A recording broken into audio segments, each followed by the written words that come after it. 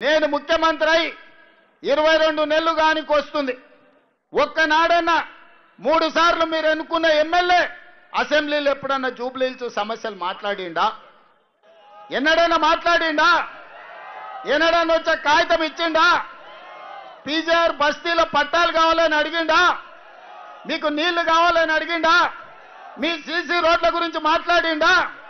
మీ ration కార్డుల గురించి చెప్పిండా? మరి ఏమి చెప్పనప్పుడు 3 సార్లు అవకాశం ఇచ్చారు. ఇవాళ మున్సిపల్ మంత్రిగా కేటీఆర్ 10 ఏళ్ళు ఉన్నాడు.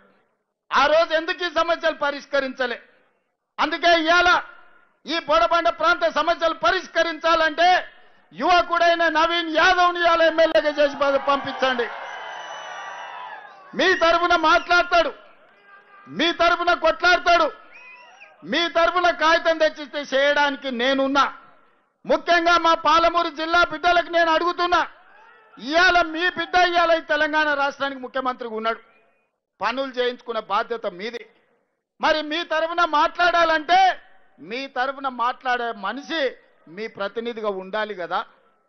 అట్లాంటిది వాళ్ళకు 3 సార్లు ఇచ్చిండ్రు. కేటీఆర్ కు 2 సార్లు 10 ఏళ్ళు మంత్రి పదవి ఇచ్చిండ్రు. బీజేపీ కిషన్ రెడ్డి ఇవాళ కొత్తగా సమస్యలు చూసినట్టు మాట్లాడుతున్నా. అయ్యో మట్టి ఉంది గీడ బుడుతుందని. కిషన్ రెడ్డి ఎక్కడి నుంచి వచ్చినవా నువ్వు? 2014లో దత్తన్న ఉండే, 2019లో నువ్వే మంత్రి అయినావు, 2023లో మళ్ళా నువ్వే గెలిచినావు. మోడీ 3 సార్లు ప్రధానమంత్రి అయిండు. మరి ఈ మట్టి తీసి సీసీ రోడ్లు వేయాలని మనం తెచ్చినవా? బోడబండకి ఎప్పుడైనా నీ ఎంపీ నిధుల నుంచో కేంద్ర మంత్రిగా 10 పైసలన్నా తీసుకొచ్చినవా? ఇవాళ పన్లిక్కులు ఇచ్చుకుంటూ వచ్చిన అయ్యో మీకు సమస్యలు ఉన్నాయి, మీ సమస్యలు పరిష్కరిస్తామని. ఈ దేశానికి ప్రధానమంత్రిగా నరేంద్ర మోడీ ఉన్నాడు. ఏం తెస్తావో తీసుకురా, ఇంకా 10 రోజులు ఉంది పోలింగ్. ఏం తెస్తావో ఢిల్లీ నుంచి, అంతేగాని గల్లీలలో వచ్చి ఇవాళ 1, 2 అని కథలు చెప్తున్నాడు. పార్లమెంట్ ఎన్నికల్లో బీఆర్ఎస్ వాడు ఓట్లన్నీ బీజేపీని కేపించిండు. అందుకే మహబూబ్నగర్ కానీ, చేవెళ్ళ కానీ, సికింద్రాబాద్ కానీ, మల్కాజ్గిరి కానీ, మెదక్ కానీ, నిజామాబాద్ కానీ, కరీంనగర్ కానీ, ఆదిలాబాద్లో 8 పార్లమెంట్లలో బీఆర్ఎస్ డిపాజిట్లు జప్తు అయితే ఇవాళ బీజేపీ వాడు గెలిచిండు.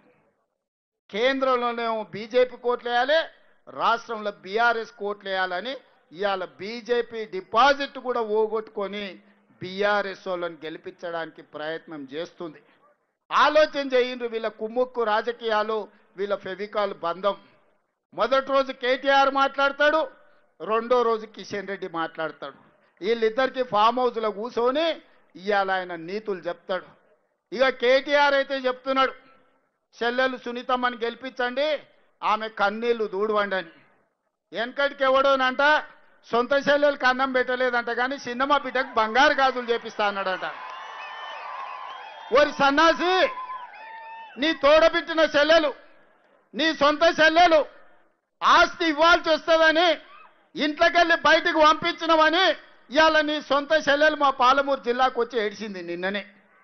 నీ సొంత చెల్లెలనే చక్కగా చూసుకోక నీ నాయన సంపాదించిన 1000 కోట్ల అక్రమ ఆస్తిలో చెల్లెలకు వాటా ఇవ్వాల్సి వస్తుందని సొంత చెల్లెలనే ఇంట్లోకెళ్ళి ఎలగొట్టిన దుర్మార్గుడివి. ఇవాళ నువ్వు మాగంటి సునీతమ్మను నువ్వు మంచిగా చూసుకుంటావా? మా అక్కలు నమ్మాలనా నిన్ను? ఇవాళ అడుగుతున్న ఎవడైనా సొంత ఇంటి ఆడబిడ్డను మంచిగా చూసుకోనోడు ఇవాళ మన చిన్నమ్మ బిడ్డలను, పక్కింటి ఆడపిల్లలను మంచిగా చూసుకుంటాడా? ఒకసారి ఆలోచన చేయరు. ఈ ఎన్నికల కోసం ఉత్తగా ముందల నిలబెట్టి ఓట్లు వేయించుకొని గెలుచుకోవాలని ఆలోచన చేస్తారు. ఇవన్నీ నేను చెప్తలేను, వాళ్ళ చెల్లెలే మైకులలో చెప్తుంది. ఇవాళ మీ చెల్లెలు అడిగే ప్రశ్నలకు నువ్వు సమాధానం చెప్పు సిగ్గుంటే. నీ చెల్లెలే చెప్పింది కదా, మా నాయనని అడ్డం పెట్టి వీళ్ళు 1000 కోట్లు సంపాదించారు దుర్మార్గులు, ఇవాళ మా నాయన మీదకి కేసులు వచ్చినాయి, మొదట వీళ్ళందరినీ జైలు వేసి లాగులలో తొండలు ఇచ్చి కొట్టండి వాళ్ళ సొంత చెల్లెలు చెప్తుంది. ఇంకా ఇంతకంటే ఇంకెవరైనా చెప్తారా? ఏ ఆడబిడ్డ అయినా పుట్టింటి మీద ఆరోపణలు చేయదు. తనకు కష్టం వచ్చినా, నష్టం వచ్చినా, దుఃఖం వచ్చినా, అత్తగారి ఇంట్లో వేధింపులున్నా పుట్టినిల్లు మంచిగా ఉండాలి, తల్లిదండ్రుల కీర్తి గొప్పగా ఉండాలి, తోడబుట్టినోడు చల్లగా ఉండాలని కోరుకుంటారు. కానీ ఈ దుర్మార్గులు ఎన్ని కష్టాలు పెడితే సొంత చెల్లెలే వీళ్ళు దుర్మార్గులు, వీళ్ళని ఈపులు వాళ్ళకు కొట్టాను అని చెప్తుందో ఒకసారి ఆలోచన చెయ్యండి. అందుకే నేను చెప్పిన సొంత చెల్లెలకి అన్నం పెట్టినోడు చిన్నమ్మ బిడ్డకు బంగారు గాజులు చెప్పిస్తా అంటే వాడన్నా నమ్ముతాడా? అందుకే మిత్రులారా, ఇవాళ మీరందరూ ఆలోచన చేయండి. ఈ ప్రాంత సమస్యలు పరిష్కరించే బాధ్యత నాది. మీరు నవీన్ యాదవ్ను గెలిపించండి. ఇవాళ ఈ నగరంలో ఏ పని చేయాలన్నా నాకు నా ఎంబడి ఉండాలి, నాతో పాటు పరిగెత్తటోడు రావాలి. అందుకే యువకుడు నవీన్ యాదవ్ను గెలిపించండి. ఒక్క ఓటుకు మీకు 2 సేవకులు వస్తారు. ఒక పక్కన అజరుద్దీన్ మంత్రిగా జూబ్లీహిల్స్ సమస్యల్ని పరిష్కరిస్తాడు, నవీన్ యాదవ్ ఎమ్మెల్యేగా ఉంటాడు, అనిల్ కుమార్ యాదవ్ ఈరోజు రాజ్యసభ సభ్యుడిగా ఆ నిధులు మీతోని ఖర్చు పెడతాడు. అందుకే మిత్రులారా, ఒక్క అవకాశం ఇవ్వండి. 3 సార్లు బీఆర్ఎస్ వాళ్ళకి ఇచ్చారు, 3 సార్లు పార్లమెంట్లో బీజేపీ వాళ్ళకి ఇచ్చారు. ఈ ఒక్కసారి నన్ను నమ్మండి, నవీన్ యాదవ్కు ఓటు వేయండి. ఈ ప్రాంతాన్ని అభివృద్ధి చేసే బాధ్యత నాది, మీ సమస్యల్ని పరిష్కరించే బాధ్యత నాది. ఇవాళనేమో వచ్చి అన్ని ఉద్దర మాటలు చెప్తుండు. నాకు ఒక్క ఛాన్స్ ఇవ్వండి, ఒక్క ఛాన్స్ ఇవ్వండి. అయ్యా, నీకు ఒక్క ఛాన్స్ ఇస్తేనే కదా 162 మంది ఆటో వాళ్ళు ఆత్మహత్యలు చేసుకునే పరిస్థితి తెచ్చినావు. నీకు ఒక్క ఛాన్స్ ఇస్తేనే కదా హైదరాబాద్ను బర్బాద్ చేసినావు. నీకు ఒక్క ఛాన్స్ ఇస్తేనే కదా ఇందిరమ్మ రాజ్యం అని చెప్పి ఇలా హైదరాబాద్ లో 1000 ఇండ్లు కూలగొట్టినావు. పక్కనే ఉంటది సున్నం చెరువు, ఆ సున్నం చెరువులో ఉండే గరీబోళ్ళందరినీ ఇండ్లు కూలగొట్టి మెడలు పట్టి నూకేసినావు. నీకు ఒక్క ఛాన్స్ ఇస్తేనే కదా ఇవాళ రాష్ట్రంలో ఉండే ప్రతి ఆడబిడ్డను మోసం చేసినావు. నీకు ఒక్క ఛాన్స్ ఇస్తేనే కదా ఇవాళ రాష్ట్రంలో ఉండే రైతులు 700 మంది చచ్చిపోయే పరిస్థితి తీసుకొచ్చినావు. నీకు ఒక్క ఛాన్స్ ఇస్తేనే కదా ఇవాళ హైదరాబాద్ లో రియల్ ఎస్టేట్ ఖతం చేసినావు. తెలంగాణ రాష్ట్రాన్ని అట్టడుగు స్థాయికి నంబర్ 1 ఉండే తెలంగాణ కేసీఆర్ ఉన్నప్పుడు ఇవాళ అట్టడుగు స్థాయికి తీసుకొని పోయి 2 ఏళ్లలోనే తెలంగాణ అంటే అట్టర్ ఫ్లాప్ రాష్ట్రం అని చెప్పి ఇవాళ అయ్యేటట్టు చేసిండు. ఇవాళ పెద్ద పెద్ద మాటలు మాట్లాడుతుండు. ఇవాళ వచ్చి మళ్ళా ఇది 2 ఏళ్ళలో ఏదో ఉద్ధరించినట్టు ఉద్ధర మాటలు మాట్లాడుతుండు. నాకు ఒక్క ఛాన్స్ ఇవ్వండి, ఒక్క ఛాన్స్ ఇవ్వండి. నీకు 2 ఏళ్ల కిందటనే ఇచ్చిండ్రు ఒక్క ఛాన్సు, ఒక్క మాట నిలబెట్టుకోలే. ఒక్కసారి ఆలోచించండి. 1 కాదు 2 కాదు, ఇందిరమ్మ రాజ్యం అంటే 1000 ఇండ్లు కూలగొట్టిండు. 1 కాదు 2 కాదు, ఇదే హైదరాబాద్ లో బోరబండ పక్కనే ఉండే సున్నం చెరువులో, మీ జూబ్లీహిల్స్ పక్కనే ఉండే అన్ని బస్తీలలో మొత్తం ఇండ్లు కూలగొట్టిండ్రు. రేపు మీ బోరబండ మీదికి బుల్డోజర్ రావద్దంటే, మీ బోరబండలో గరీబోళ్ళ ఇల్లు కూలొద్దంటే కేసీఆర్ గారు పంపే సునీత గోపీనాథ్ గారిని గెలిపించండి. కారు బుల్డోజర్ కి మధ్యన జరుగుతున్న ఈ పోటీలో కారు గెలవాలి, బుల్డోజర్ ఓడిపోవాలి. ఒక్క మాట యాద పెట్టుకోండి. ఇవాళ పక్కన కుకట్పల్లిలో వచ్చిన కష్టం రేపు మీకు రాదు అనుకోవద్దు. ఈ ప్రభుత్వం గరీబోళ్ళ ఖిలాఫ్ ప్రభుత్వం. అప్పుడెప్పుడో ఇందిరాగాంధీ గరీబీ హటావ్ అన్నది, ఇప్పుడు రేవంత్ రెడ్డి గరీబోంకో హటావ్ యాసే నికాల్ ఫేకో అంటున్నాడు. ఆయన పెద్ద పోజులు కొడుతున్నాడు, రారాజు లెక్క, నియంత లెక్క, చక్రవర్తి లెక్క పోజులు కొడుతున్నాడు.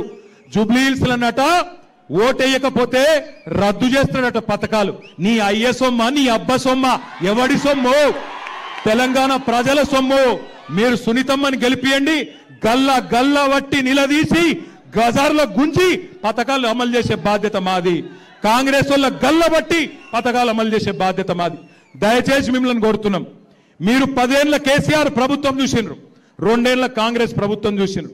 10 ఏళ్ల కేసీఆర్ గారు కరెంటు సమస్య పరిష్కారం చేసిండు. 10 ఏళ్లలో కేసీఆర్ గారు గరీబోళ్ళకు సేవ చేసిండు. ఒక ఆడపిల్ల గర్భవతి అయితే ఆమె కేసీఆర్ కిట్ ఇచ్చిండు. అట్లాగే పెళ్లి చేసుకుంటే షాదీ ముబారక్ ఇచ్చిండు. అట్లాగే బతుకమ్మ వస్తే బతుకమ్మ చీర పెట్టిండు. రంజాన్ వస్తే రంజాన్ తోఫా ఇచ్చిండు. క్రిస్మస్ వస్తే క్రిస్మస్ కానుక ఇచ్చిండు. గరీబోళ్ళ కోసం హైదరాబాద్ లో 1 లక్ష డబుల్ బెడ్రూమ్ ఇండ్లు కట్టించిండు. కేసీఆర్ చేసిన పని మీ కండ్ల ముందుంది. మరి 2 ఏళ్ల కాంగ్రెస్ ఒక్క మంచి పనన చేసిందా? చేయలేదా? ఒక్క మంచి పనన చేసిందా? మరి అందుకే నేను మిమ్మల్ని అడిగేది, జూబ్లీహిల్స్ లో 11 తారీఖు నాడు జరిగే ఎన్నిక ఆషామాషి ఎన్నిక కాదు. హైదరాబాద్ ను బర్బాద్ చేసిన కాంగ్రెస్ కు, హైదరాబాద్ ను ఆబాద్ చేసిన టీఆర్ఎస్ కు, కేసీఆర్ కి మధ్యన జరుగుతున్న ఎన్నిక. 4 లక్షల మంది జూబ్లీహిల్స్ ఓటర్లు, మీరు 4 కోట్ల మంది తెలంగాణ ప్రజల తరపున మీరు తీర్పునియబోతా ఉన్నారు. దయచేసి గుర్తుపెట్టుకోండి, బ్యాలెట్ ఇవ్వండి.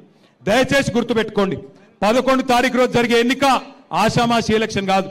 4 కోట్ల మంది తెలంగాణ ప్రజలు మీ దిక్కే చూస్తున్నారు. ఈ 2 ఏళ్ల అరాచక పాలనకు అంతం పలకాలి అంటే జూబ్లీహిల్స్ ప్రజల తీర్పుతోనే అంతం పలకాలి. పెద్దది ఇది కాదు.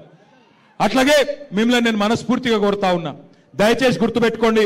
అది మోడల్ బ్యాలెట్ స్క్రీన్ మీద కనబడుతున్నది. 3 नंबर पे है कार, 3 नंबर पे है कार, 3 नंबर पे है कार, बाकी सब बेकार. 3 नंबर पे है कार. 3వ నెంబర్ దిక్కే చూడుర్రి, వేరే నెంబర్ దిక్కు చూడకుండ్రి. బోరబండల నాకు ఖచ్చితంగా విశ్వాసం ఉంది.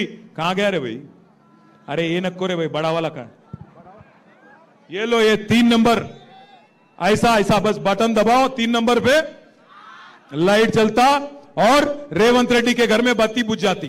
समझ गए ना? बस 3 नंबर पे है कार.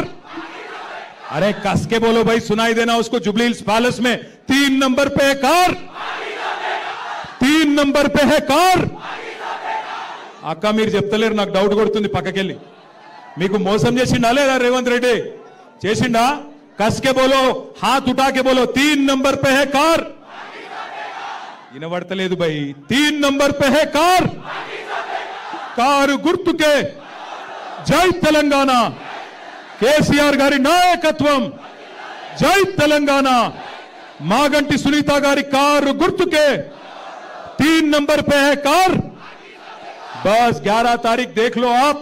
దొంగోట్లు వేస్తారట, రిగ్గింగ్ చేస్తారట, పైసలు కొంటారట, పైసలు పెట్టి ఓట్లు కొంటారట.